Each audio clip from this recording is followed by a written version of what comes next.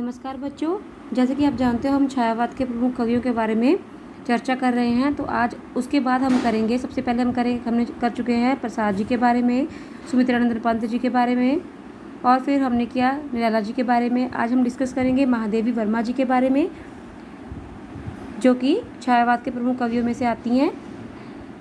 महादेवी वर्मा जी वेदना की कवित्री एवं आधुनिक युग की मीरा के नाम से जानी जाती है। तो अगर आपको ये एग्जाम में क्वेश्चन आता है कि आधुनिक युग की मीरा कौन है, तो उसका उत्तर क्या होगा? महादेवी वर्मा। ये आरंभ में ब्रजभाषा में कविता लिखती थी, बाद में खड़ी बोली में लिखने लगी एवं जल्द ही इस क्षेत्र में प्रसिद्धि प्राप्त कर ली। जो महादेवी वर्मा जी, पहले उन्होंने ब्रज भाषा में लिखना शुरू किया था, फिर उन्होंने खड़ी बोली में लिखना शुरू कर दिया और खड़ी बोली के क्षेत्र में उन्होंने धीरे धीरे प्रसिद्धि प्राप्त कर ली।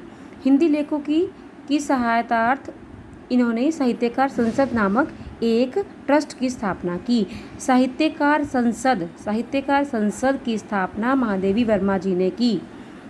इन्होंने चांद नामक पत्रिका का संपादन किया। इनके द्वारा रचित गीतों कविताओं की कुल संख्या 236 मानी गई है। महादेवी वर्मा जी की गीतों और कविताओं की रचना कितनी मानी गई है? 236। इनको धार्मिक ग्रंथों का ज्ञान अपनी धर्मपरायण माता हेमंत रानी देवी से प्राप्त हुआ।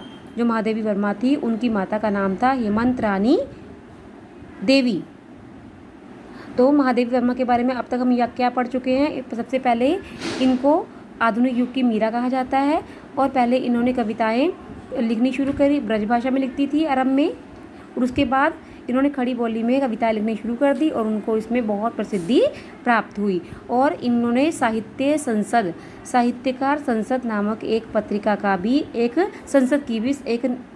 ट्रस्ट की भी स्थापना की, और इन्होंने चांद नामक पत्रिका का संपादन किया, और इनके कुल गीतों की जो संख्या है वो 236 मानी गई है। इनको धार्मिक ग्रंथों का ज्ञान इनकी माता का क्या नाम था? हेमंत रानी देवी से प्राप्त हुआ। इन्होंने अपनी पहली कविता मात्र 7 वर्ष में ही लिखी थी। 11 वर्ष की अल्पायु में इनका विवाह डॉक्टर रूपा नारायण वर्मा के साथ हुआ। इनके पति का नाम था रूपा नारायण वर्मा और इनकी माता का नाम हेमंत रानी देवी।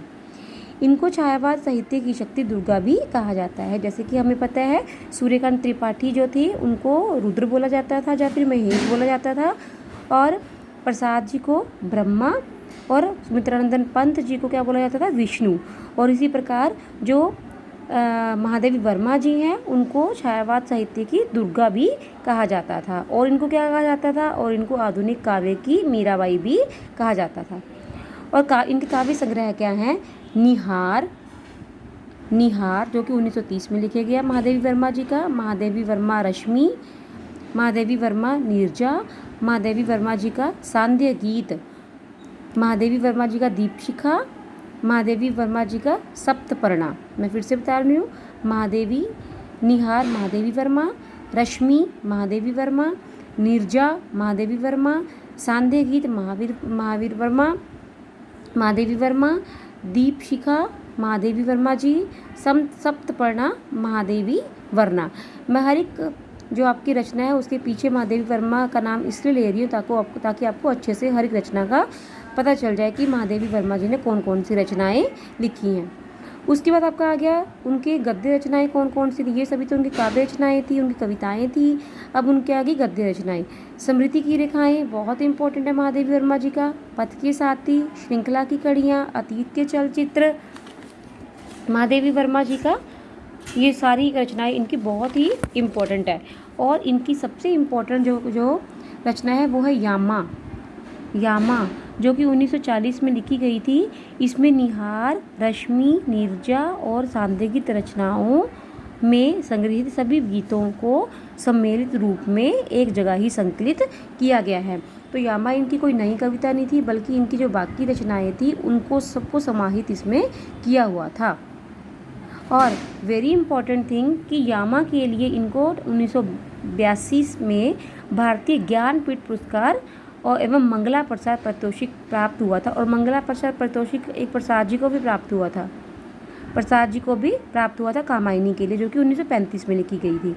और 1935 में ज्ञानपीठ पुरस्कार मिला था प्रसाद जी को, और 1982 में किसको मिला था? महादेवी वर्मा जी को। और किसके लिए मिला था? यामा के लिए। और यामा में इनकी सभी रचनाएं, निहार, सांध्य गीत, नीरजा, सभी रचनाओं को समाहित किया गया है। धन्यवाद।